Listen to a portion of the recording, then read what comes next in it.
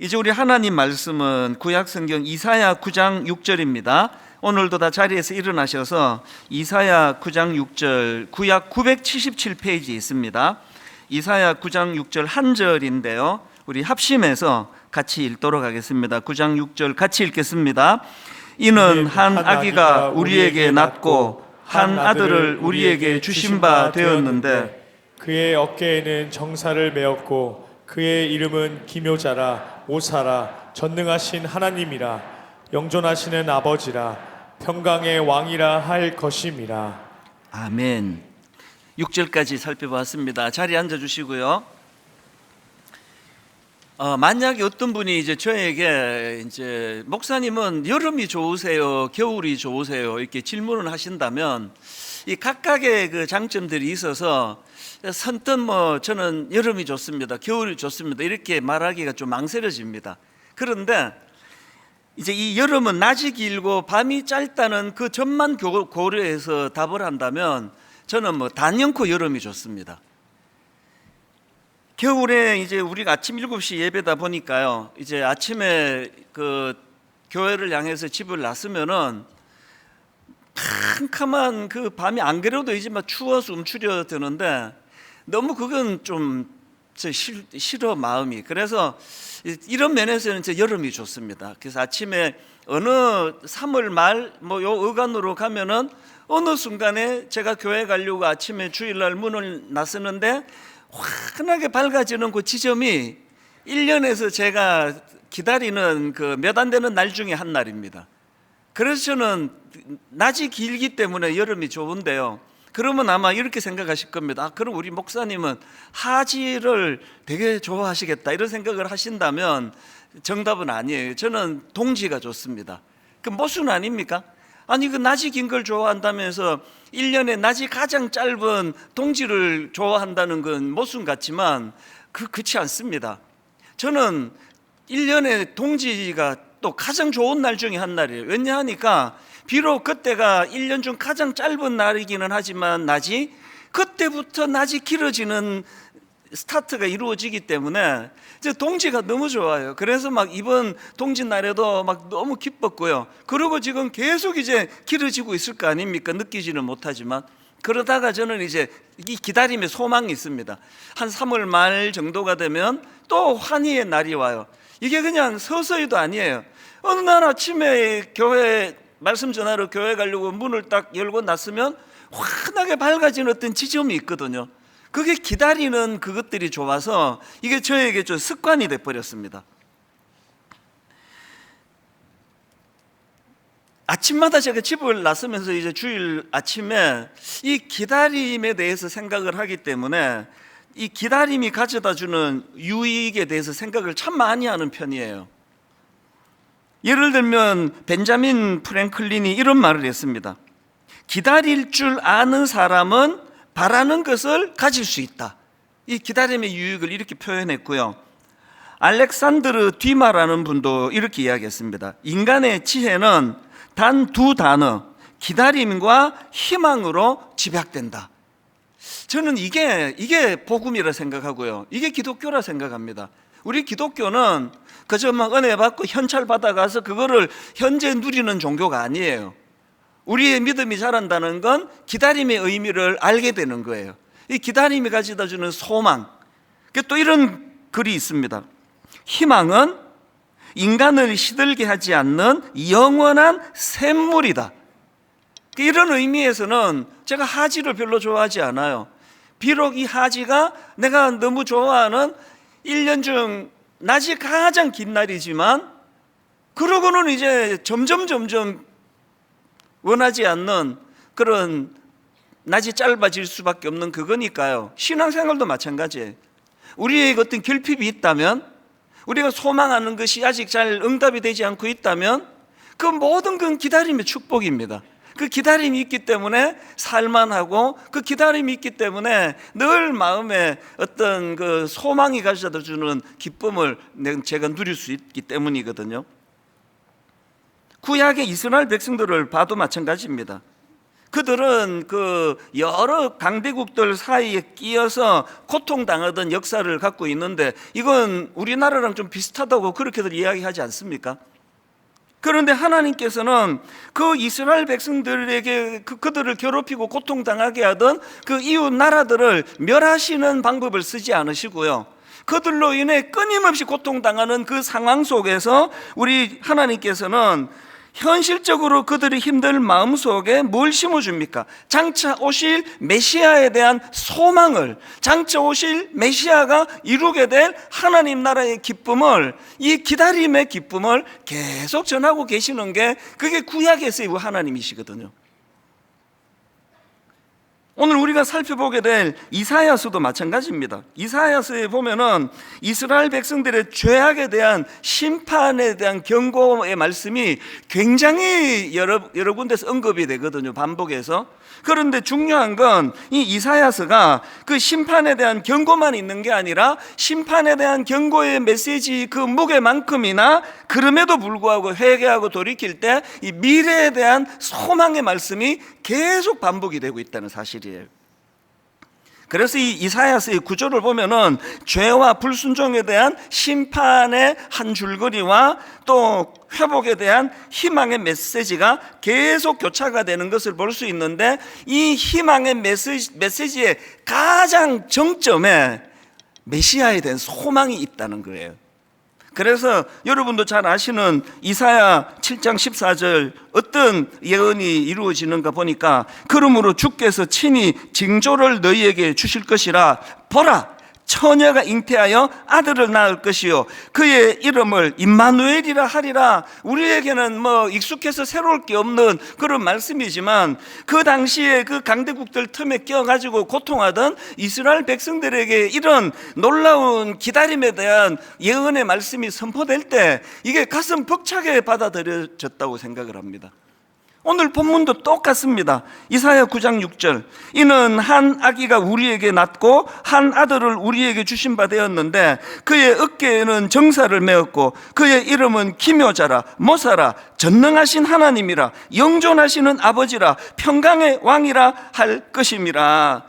지금 아수르를 위시해 가지고 이 이스라엘을 위협하는 주변 국가들의 그 강팍한 움직임 속에서 두려워하고 있던 그들 입장에서 우리 하나님은 그렇기 때문에 이 메시아에 대한 소망, 이 기다림에 대한 소망을 하나님이 주고 계시다는 그 말씀이에요.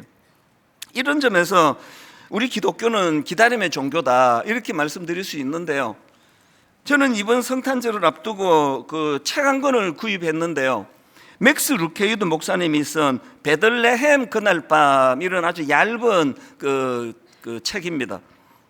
제가 이 책을 구입한 이유는 딱 하나고요, 뭐 책을 쭉 봤을 때 사실 뭐 좀 평이했어요. 그러나 책값이 하나도 안 아까웠던 건 이 책 부제 때문입니다. 부제. 이 책의 부제가 이렇습니다. 사랑이 태어나고 희망이 다가오다. 그래서 제가 그 손으로 이렇게 집기에 좋은 문고판 책이기 때문에요, 이번 12월 달에 이 책을 가까이 가지고 다니면서 이 아기 예수님에 대하여 이것만큼 정말 액기스를 담아 표현한 게 이게 또 있을까? 여러분 한번 따라해 보시겠습니까? 사랑이 태어나고 희망이 다가오다. 이번 성탄절날 우리 모두가 다 이 사랑이 태어나고 희망이 다가오다. 그래서 구약의 이스라엘 백성들이 내내 오실 메시아를 기다렸던 것처럼 다시 오실 예수 그리스도 마라나타, 그분을 소망을 가지고, 그래서 오실 메시아 예수 그리스도를 기다리는 것이 얼마나 우리 삶에 어떤 상황 속에서도 흔들리지 않는 중심을 가져다 주는가, 이거를 맛보게 되시기를 바랍니다. 사실 이제 제가 좀 이제 나이가 들어가는 것 같아요. 이번 12월 달에는 저의 어린 시절 크리스마스 생각이 그렇게 많이 나는 겁니다. 정말 한번 옛날로 딱 한 번만 돌아가 봤으면 좋겠다 할 정도로. 왜냐하니까 그때는요, 너무 가난했고 먹을 것도 없고 또 뭐 문화가 어디 있습니까? 먹고 살기도 어려운데. 그러니까 그 당시로 그 대한민국을 문화적으로 영향을 미치는 거의 유일한 곳이 교회였거든요. 그러니까 뭐 거의 2학기가 되면은 크리스마스를 기다리기 시작했던 기억이 있습니다. 그리고 꼭 이제 크리스마스 이브에 12월 24일 날 교회마다 이제 문화 잔치가 벌어지잖아요. 공연할 때 연극이 꼭 동원하는데 저는 놀랍게도 초등학교 1학년부터 6학년 때까지 연극에 제가 한 번도 탈락돼 본 적이 없습니다. 모든 연극에 제가 다 발탁이 됐는데 주인공은 해본 적이 없어요. 그래서 연극이라는 게 뭐 대사가 좀 간단했습니다. 제가 맡은 배역이 이제 그 술 취한 행윈 2 뭐 이제 이런 걸 맡아가지고 이제 그냥 뭐 대사도 없습니다. 그냥 비틀비틀 걸어다가 무대 중앙에서 취한다 그러고 넘어지는 게 다예요. 근데 이거 하나를 하려고요 거의 한 10월 말부터 매일 교회 와서 연습을 하는데요, 배역이 짧은 거에 대해서 저는 섭섭해 본 적이 없습니다. 그 자체가 좋은 거예요. 같이 모여서 깔깔거리고 친구들하고 크리스마스 얘기 나누고, 그리고 이제 그렇게 연습을 마치면 이렇게 정말 엑스트라 같은 배역을 맡은 전데도 불구하고 선생님이 공평하게 눈깔 사탕 3알씩을 친구들에게 다 또 저에게 이렇게 선물로 주는, 이게 너무 기다려져서 2학기 내내 크리스마스를 기다렸고요. 그리고 이제 24일 날 크리스마스 이브는 잊혀지지가 않아요. 친구들하고 그 중등부 한 40-50명 모이던 거기에 둥글게 앉아가지고 밤새도록 게임하고 또 여학생들하고 선물 교환하고 그렇게 놀고 있으면은 이제 여전도에 그 어머니가 또 오세요. 그래서 얘들아 국밥 먹어야 된다, 국밥 먹으러 와라. 새벽 3시에 그 뜨거운 국밥 먹고, 그리고 이제 새벽송 돌면은요 뭐 세상을 다 얻은 것 같았습니다. 왜? 과자를 얻는 날이니까. 이렇게 큰 보자기를 들고 다니면 이제 새벽송, 참 그때를 생각하면 보통 그 국민들이 굉장히 여유가 있었습니다. 새벽에 4시에 막 이 노래를 불러서 잠을 깨우고 하는데, 제가 새벽송 긴 뭐 거의 한 10년 이상 했을 거 아닙니까? 저는요 새벽송 한다고 시끄럽다고 나와가지고 항의하는 사람을 단 한 번도 만나본 적이 없습니다. 그거를 종교가 달라도 다 그거를 인정하고 즐거워하는 걸 보면 그때는 참 사람들이 마음에 여유가 있었던 것 같아요. 그 별똥별이 쏟아져 내리는 그 새벽을 잊을 수가 없고요. 그리고 이제 이 새벽 성도 또 기다림입니다. 이제 집에 가서 이제 찬양을 불러드리면 꼭 이제 그 성도님이 나오셔서 과자를 주세요. 그러면 이제 이 큰 보자기에 이제 과자를 다 담는데, 지금 생각하니까 대부분이 불량품이었습니다. 그 리어카표 이런 거. 그리고 이제 새벽송을 다 마치면 7시에 모여가지고 이거 과자 나누는데 거의 뭐 불꽃이 튑니다. 내 몫을 적게 줄까봐 막 불을 켜고 지켜보고, 그렇게 이제 과자 받아가지고 이게 모든 과자를 다 뒤섞어가지고 나누니까 요즘 애들 이거 먹으라 그러면은 갖다 버리세요 그럴 거예요. 그 과자를 집에 갖다 놓고 아껴 먹어서 한 일주일 이상을 그렇게 먹었던 그 추억이 너무, 이번에 제가 12월 달에 되면서 그 추억이 마음에 그리운 거예요. 그러다가 제가 이걸 자꾸 생각하다 보니까 제 어린 시절에 크리스마스의 오류, 문제점을 하나 발견했습니다. 그렇게 성탄절을 기다렸지만 놀라운 건 예수님을 기다리지 않았다는 거예요. 저의 어린 시절의 성탄절에 예수님은 안 계셨어요. 뭐 별 중요하지 않았습니다. 그 친구들은 게임하고 놀고 국밥 먹고 새벽송 돌아 과자 얻고 이게 좋은 거지, 뭐 주인공이 뭐 누군지 뭐 관심도 없었거든요. 그래서 어떤 면에서는 많은 분들이 요즘에 야 크리스마스 기분이 안 난다, 아니 캐롤이 이렇게 하나도 안 들리나 그러지만, 어떤 면에서는 이게 좀 바람직해 간다는 생각도 들어요.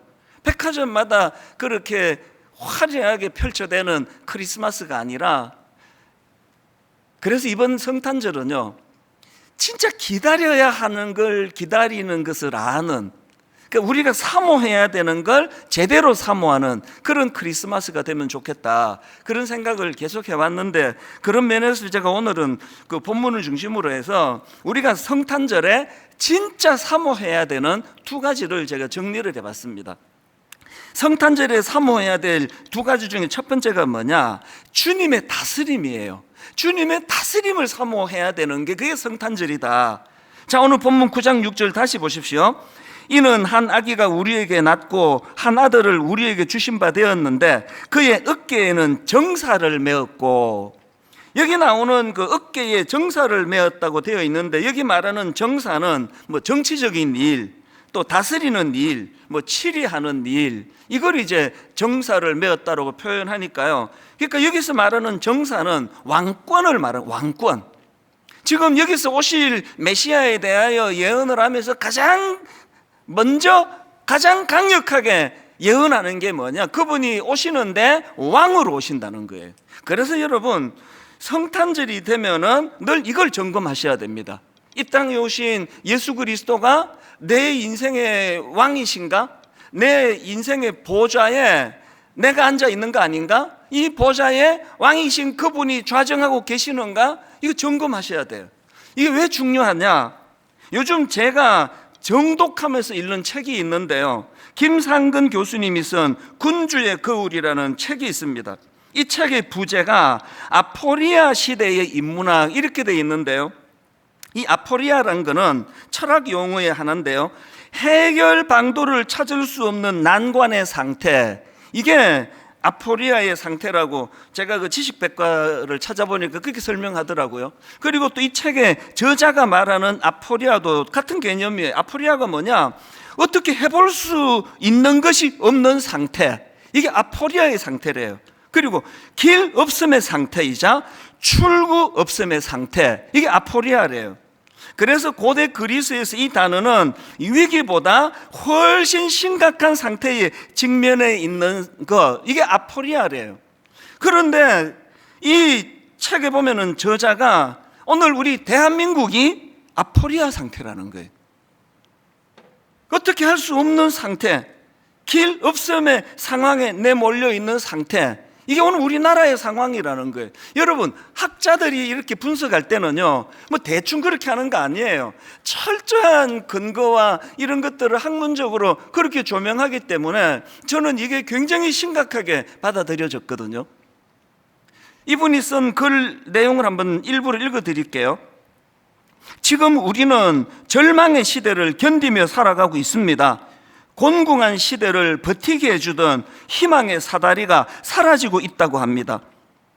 세상살이가 점점 더 힘들고, 그리고 왜 이렇게 돼버렸는가를 이제 한번 들어보십시오. 세상살이가 점점 더 힘들고 젊은이들 사이에 희망이 사라지고 있는 이유는 우리 사회에 진정한 리더가 부재하기 때문입니다. 총체적인 리더십의 부재야말로 우리 시대의 질곡을 가장 정확하게 설명하는 틀입니다. 오늘 우리 대한민국이 어떻게 손을 써볼 수 없는 상태, 길 없음의 상태, 아포리아의 상태가 되어버렸는데 그 원인이 뭐냐? 지도자가 부재하기 때문이라는 거예요. 이런 상황이기 때문에 이 저자가 이런 권면을 하는 걸 들어보십시오.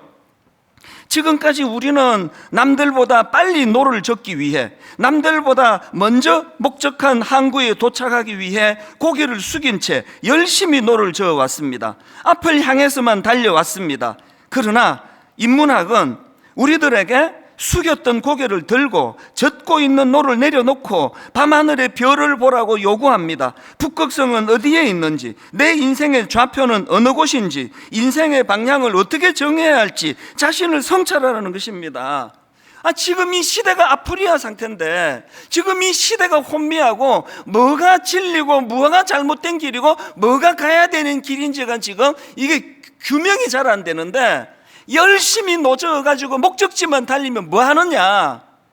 먼저 열심히 노젓기 전에 그 땅만 쳐다보지 말고 고개를 들어서 북극성을 보라는 거예요. 북극성이 뭡니까? 길을 가르쳐 주는 거 아닙니까? 동서남북을 알려주는 북극성을 바라보고 내 인생의 좌표가 어디 있는지, 인생의 방향을 내가 어떻게 정했는지, 이 점검을 먼저 하라는 거거든요.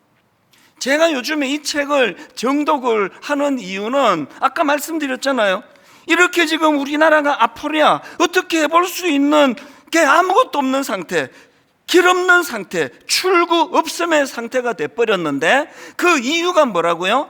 리더가 없기 때문인 거예요. 지도자가 없기 때문인 거예요. 이게 저는 두려웠습니다. 제가 분당 우리 교회 담임 목사잖아요.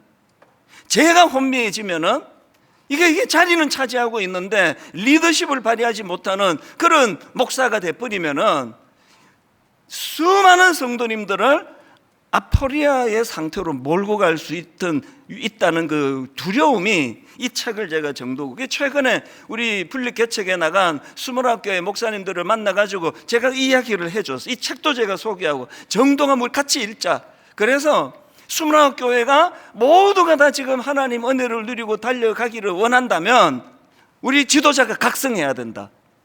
목사가 리더십을 발휘할 때 이 아포리아의 상태를 피할 수 있다.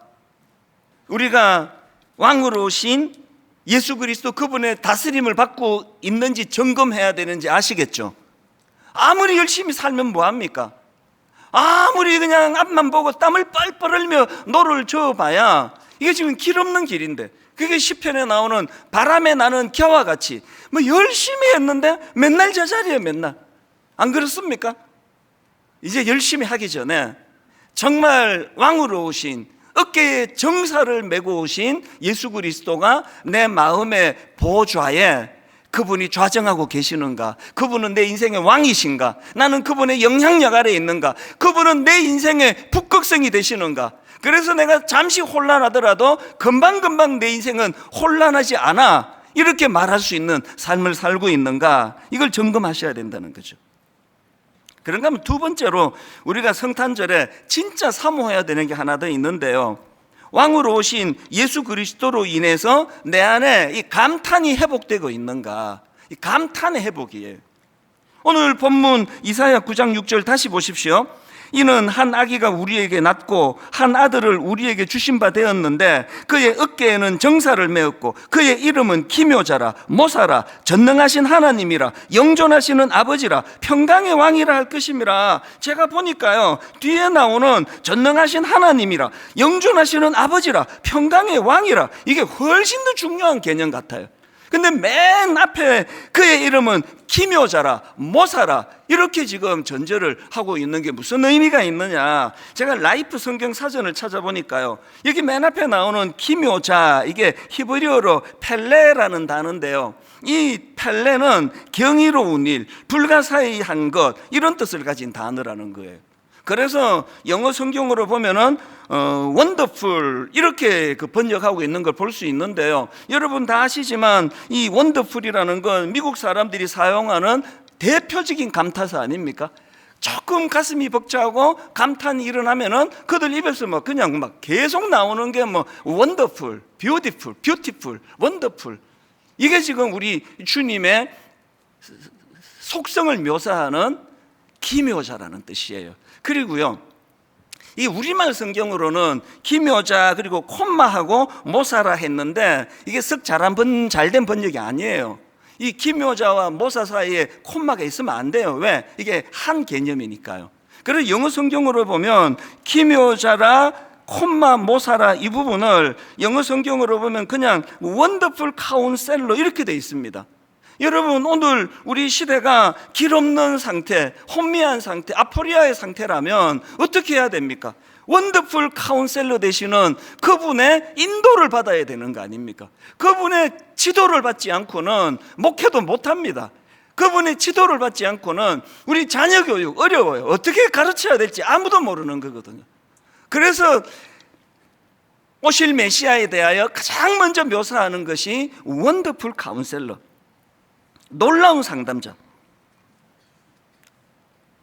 요즘에 제가 꺼내놓고 다시 이렇게 이제 가볍게 읽는 책이 또 있는데요, 그 책은 도끼다, 이런 제목의 책입니다. 이 책의 저자는 카피라이트예요. 유명한 광고 그 문구를 많이 만든 분입니다. 아마 이거 들어보셨을 텐데요, 나이는 숫자에 불과하다, 이 카피를 이분이 만들었어요. 그리고 생각이 에너지다, 그리고 또 혁신을 혁신하다, 이런 히트 문구를 만든 전문가인데요, 이분이 쓴 책을 보니까 이 감탄과 관련된 내용이 꽤 많은 겁니다. 그 중에서 제 마음에 남는 문장 하나를 제가 발견했는데 굉장히 제가 이걸 메모해 놓고 묵상을 해요. 이런 내용입니다. 기억하는 가장 좋은 방법은 감동받는 것이라. 기억하는 가장 좋은 방법은 감동받는 것이다. 이게 왜 중요한지 쭉 한번 읽어드릴게요.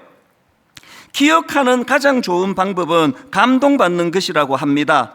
그래서인지 지식이 많은 친구들보다 감동을 잘 받는 친구들이 일을 더 잘합니다. 감동을 잘 받는다는 건 풍요로운 삶을 살고 있다는 증거이기 때문입니다. 그 친구들은 돈이 있건 없건 상관없습니다. 그 친구들은 나뭇잎 하나에도 감탄하고 음악 하나 들으면서도 정말 좋다는 걸 알아요. 그런 친구들이 일도 잘하고 인생이 풍요롭죠. 감탄을 잘하는 그 사람이 일을 잘한다는 거예요. 이건요, 20년 동안 분당 우리교회를 거쳐간 굉장히 많은 부교육자들을 제가 관찰하면서 제가 이분의 말에 100% 동의를 해요. 누가 목회를 잘하느냐? 감탄을 잘하는 그 목사님이 목회를 잘하더라고요. 감동을 잘 받는, 감사가 잘 흘러나오는 그분이 신방을 가면 꼭 그 성도를 감탄하게 만들고 돌아오는 거거든요. 본인이 메말랐는데, 본인이 감동이 없는데, 본인이 그저 뭐 신방 가야 되니까 가는데 거기서 무슨 감탄이 전수가 되겠냐고요.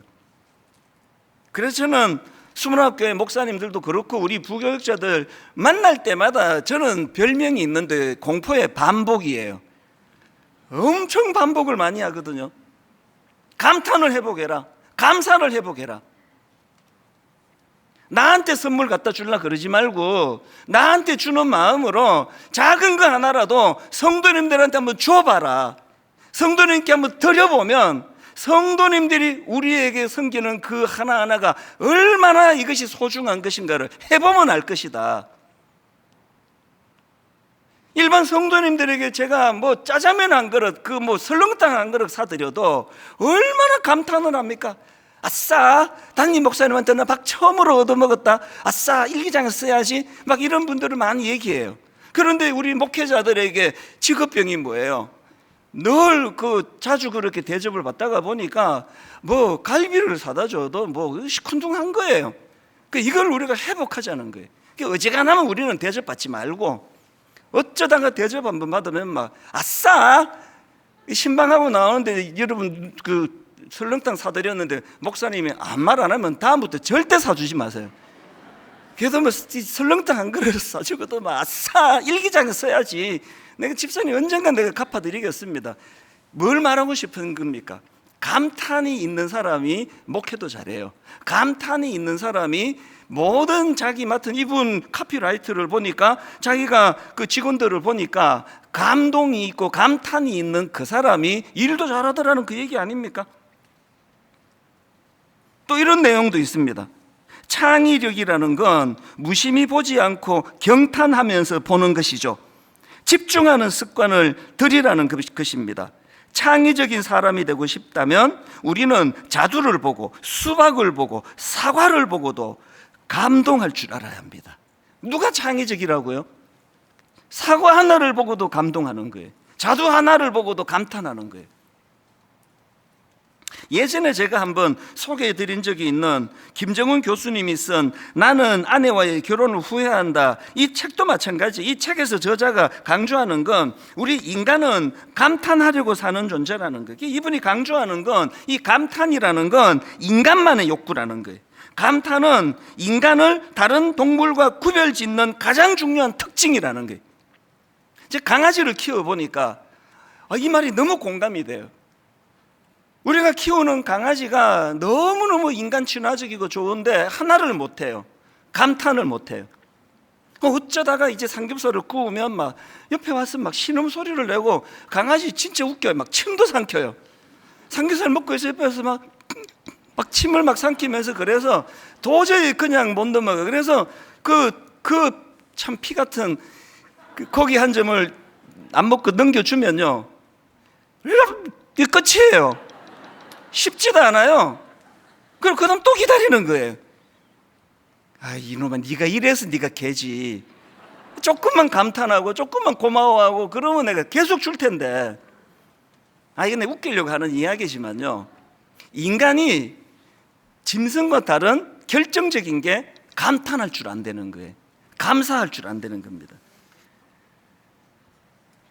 참 이런 면에서 우리나라 교육이 저는 원망스러워요. 아까 그 그 책에서 뭐라 그랬습니까? 기억하기 가장 좋은 방법은 감동하는 거라 그러는데, 우리는 어릴 때부터 감동 없이 외워라, 그냥 태정태세 문단세, 여기에 무슨 감동이 있습니까? 그래서 대학 보내느라고 감동을 죽여버리는 게 가슴 아픈 우리나라 자녀 교육 아닙니까? 제가 70년대 후반에 고등학교 다닐 때 어른들이 이런 말을 꽤 하셨어. 여학생들 보고 참 좋을 때다, 쟤들은 날아가는 새만 봐도 깔깔깔깔 웃음을 터뜨리는 세대라고. 우리 가난했지만요, 참 옷도 뭐 그냥 뭐 낡은 거 입고 보잘것 없었지만, 그리고 뭐 어떤 면에서는 뭐 부끄러운 이야기지만 뭐 샤워를 뭐 자주 못해요. 냄새는 날지 몰라도 그때는 감탄이 있었어요. 그렇게 그 온돌방에서 형제들이 모여가지고 한 방에 그 불편하게 생각 안 하고 뭐 형하고 누나하고 같이 낄낄거리고 깔깔거리고, 그런데 이게 어느 날 없어져 버린 겁니다. 이게 왜 위험한지 아십니까? 그 책 내용을 조금만 더 읽어드릴게요. 충족되지 않는 감탄의 욕구는 욕구 좌절이 된다. 욕구 좌절은 심리학적으로 뒤집어져 분노가 된다. 적개심이 되고 공격성이 된다. 모두들 어디 한번 건들기만 해봐라 하는 표정으로 거리를 헤맨다. 내 삶이 어려운 이유는 간단하다. 경제가 어려워서가 아니다. 정치가 개판이어서가 아니다. 이 감탄의 욕구를 채워줄 수 있는 문화적, 예술적, 그 다음 보세요, 종교적 체험이 부재하기 때문이다. 여러분, 지난 한 해를 돌아보세요. 날아가는 새만 보고도 웃음이 그치지 않아가지고 감탄하며 웃던 이런 순간이 여러분 지난 365일 동안에 몇 번이나 있었냐고요.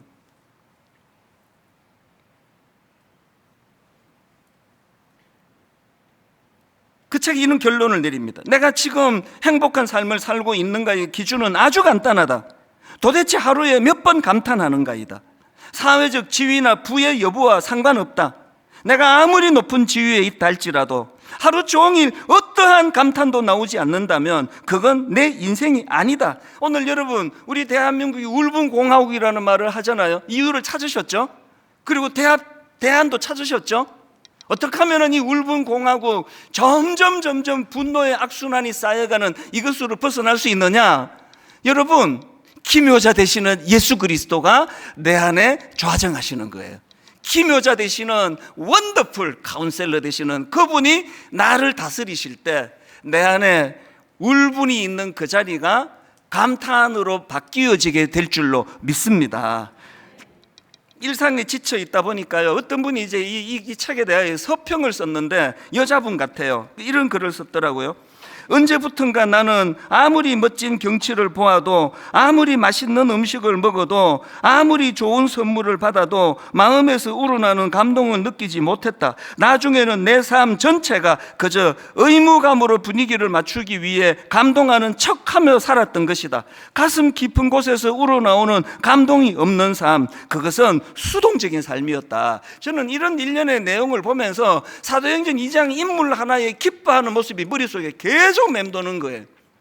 여러분 아시죠? 사도행전 3장 6절, 베드로가 이르되 은과 금은 내게 없거니와 내게 있는 이것을 너에게 주노니 나사렛 예수 그리스도의 이름으로 일어나 걸으라 하고 오른손을 잡아 일으키니 발과 발목이고 힘을 얻고, 그 다음 8절, 뛰어서서 걸으며 그들과 함께 성전으로 들어가면서 걷기도 하고 뛰기도 하고 하나님을 찬송하니.